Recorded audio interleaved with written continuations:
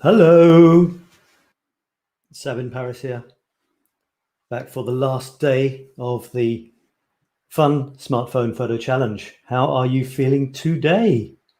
I'm feeling like this. I found the dregs of yesterday's coffee, so that'll have to do.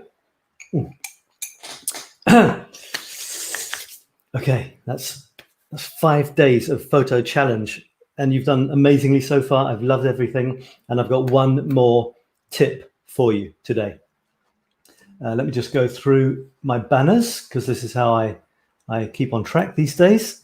Welcome to day 5, and you get a rainbow, you see, seeing as it's the last day. Your photos are amazing. I just did a wonderful thing yesterday where I looked at your day 2 and day 3 photographs. They were just fantastic. So thank you for all your enthusiasm, and look at your creativity. Look at all this stuff coming out, this stuff that didn't exist at the beginning of the week. Isn't it fantastic? And, you know, it's your creativity. It's not the camera.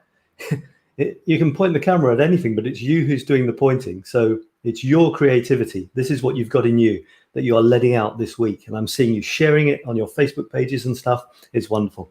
So let me get straight, you know about the prizes and stuff. Let me get straight into today's assignment. And today's assignment is called You've Been Framed. And this is a classic device technique to make your photographs much more professional looking. And I'm going to show you quite a few examples, just taken at random from my Paris Chronicles. It's not always ideal, my Paris Chronicles, because my photography is pretty much street photography. But still, you know, you'll find that I'm using framing devices all the time. So let me tell you a little bit about what I mean by framing people, framing yourself, framing the subject. So the first thing is surround your subject with something. It's as simple as that. It could be natural, or it could be something that you've brought into the scene on purpose. And so, for example, classic ones would be surrounding people by trees, you know, having some foliage coming down the top or something like that. So that would be a classic framing device, not just having the empty sky going off up the top of the shot.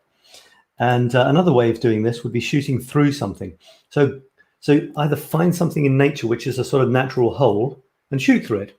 Make sure the thing that you're shooting through it is interesting.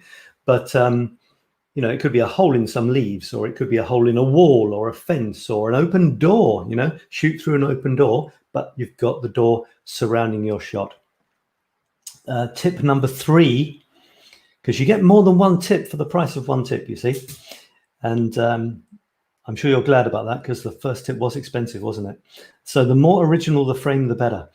You can grab something. It could be something, you know, from your kitchen, or, you know, shoot through a colander, or shoot through, I was going to say a spoon, but a spoon wouldn't be much good if you could shoot through it. Anything that's hollow, anything that's round.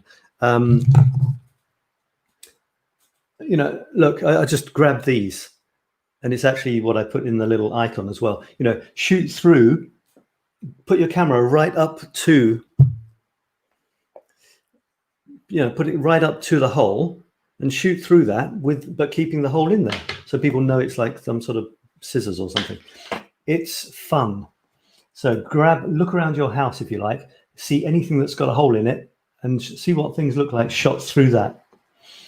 You could have a lot of fun with that.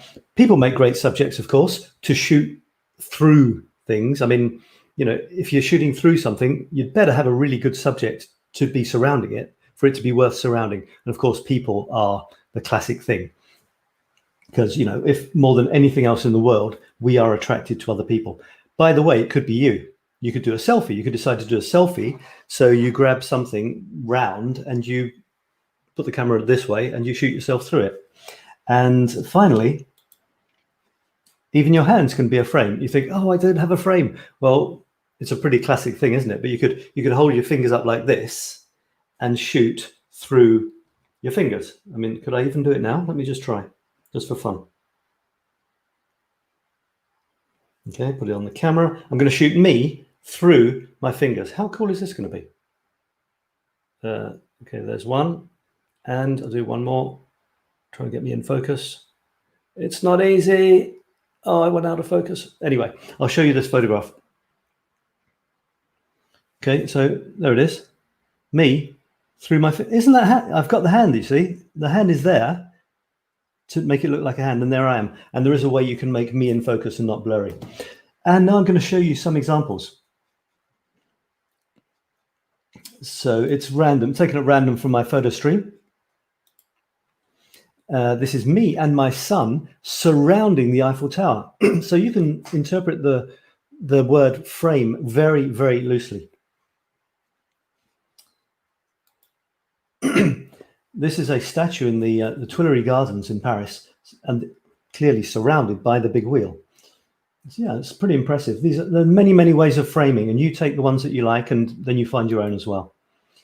This was me in a station looking up and seeing these birds, and I imagined a story where the two of them on the right had got together, and the one on the left was the loser, the one that didn't get the girl. And there was this beautiful natural frame. I mean, it's not natural, it's man-made, but it was there. It was there. And so I framed the birds with that, and then the final frame is, of course, the edges of the photograph. And I, by the way, in my smartphone masterclass, which all this is kind of leading up to, it won't have escaped you. Framing is, I think there's an entire lesson on framing, and my lessons are, it could be 20 minutes or 30 minutes. I'm not sure. It's in-depth stuff with loads and loads of examples. Here's another one, just captured in Paris, walking down the street. Bam! This guy, beautifully framed by this this yellow sort of panel. Here's another one. This is in the Montparnasse Cemetery, and okay, I mean the thing that's framed in the hole isn't that spectacular. But still, you've got holes, put something in the hole, adds interest to the picture, even though the frame there is actually much more spectacular than what's being framed. Two examples of framing things with nature, with trees, in fact. So here's a guy and a statue framed by two trees. And of course, you've got the canopy of leaves on the top there. And if you look in the bottom, you've got the leaves, the shadow of the leaves are very similar to the canopy of leaves at the top. So that's pretty cool. And again, two trees, leaves around the top and shadows on the bottom. So I'm just showing that it's very simple to find, when you're out in nature, to find natural frames to fill in bits of the photograph to surround the subject being these people and the Eiffel Tower. In a train window, shooting through to the next carriage, people living their lives. Looking down on the La Petite Ceinture, it's the old, unused, disused railway that used to go round in a circle around Paris. And this is looking through a grill, down to see these people who shouldn't be there walking through the tunnels. There's a lot of mysterious stuff and curiosities in Paris, which is my passion. But if that grid hadn't been there, you wouldn't have had the feeling that it's, I was going to say French, interdit, that it's forbidden. That gives it the feeling that they shouldn't be there. So there's all sorts of stuff. By the way, if you don't like rats, look away now. This is in a shop window, and in Paris they have these grids that come down, these iron grids, curtains that come down, and you can use them wonderfully as frames, because often in shop windows you've got really curious things, including this, and that's another story for another time. Frames can be unconventional. This is kind of a frame, but the frame, if it is these iron girders, completely crosses the actual picture. But still, it's cool, isn't it? And it is framing on the sides as well. If you look at it, there's a bit on the left, a little bit on the right, bit at the top. The imagination is the limit. Basically, a frame is about having something in the foreground as well that gives the context, and you look through to something else. This is in a very secret place that hardly anyone ever gets to. It's underneath the Opera House of Paris, the Opéra Garnier. And you have to know certain people to get there.